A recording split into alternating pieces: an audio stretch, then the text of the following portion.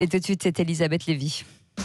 5h-10h, le Grand Matin Sud Radio. Elle aurait pu être médecin, Elisabeth Lévy. Hein. Oui, c'est vrai. Ouais.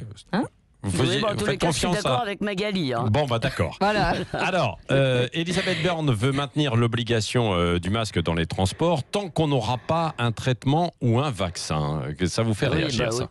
Bah oui, autant dire jusqu'à la Saint-Glinglin, hein, comme l'a dit Magali justement. En somme, quand on n'avait pas de masque, quand ils étaient nécessaires, peut-être indispensables, et maintenant que l'épidémie est en voie d'extinction, eh bien nous sommes obligés d'en porter, et on ne sait pas pour combien de temps. Oui, alors on ne sait pas si c'est la fin ou simplement une pause dans l'épidémie. Oui, cher Patrick, on ne sait pas non plus s'il pleuvra demain, et vous n'avez pas de parapluie, on ne sait pas le jour et l'heure de notre mort. Ça on peut deviner, avec Rémi André, on devine la météo.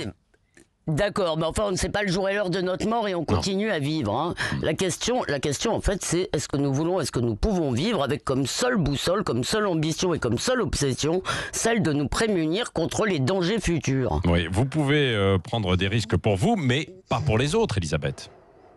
Donc on doit s'aligner sur le plus angoissé d'entre nous, hein, quitte à donner à toute la vie l'odeur et le goût de la peur. Hein, parce que je ne sais pas si vous avez pris le métro, mais l'ambiance hésite en ce moment entre Matrix et Dogville. Hein, c'est des zombies masqués qui marchent chacun dans leur couloir, chacun dans son couloir, un marquage au sol obsédant, des stickers sur la moitié des sièges.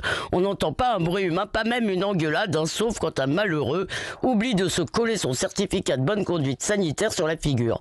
Parce que, en effet, comme le dit dans le Figaro, dans un très bon entretien, le philosophe mécanicien américain Matthew Crawford, le précautionnisme, hein, cette volonté folle d'éliminer tout risque de la vie, c'est devenu un moyen d'intimidation morale.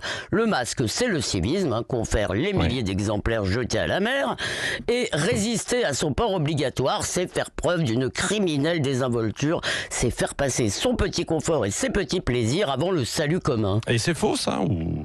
non ? D'abord, ce sont toujours le confort et les plaisirs des autres, hein, qui sont petits. Les siens, c'est plutôt un droit. Ensuite, c'est une question de civilisation. Hein. Le masque, ça n'est pas anodin, ça entrave ou ça interdit les plus humaines des activités humaines. Hein, du café sur le zinc à la conversation, du baiser à la contestation. Et je trouve de ce point de vue notre docilité un peu stupéfiante. Hein. Interdiction, attestation, contravention, tarif unique, 135 €. Pour notre santé, nous acceptons n'importe quoi et même nous en redemandons. Le pli est pris. On dira demain que ceux qui refusent de laisser l'État tracer leurs contacts sont de mauvais citoyens. Eh bien, s'il y a une raison d'avoir peur, cher Patrick, c'est cette indifférence collective à la liberté.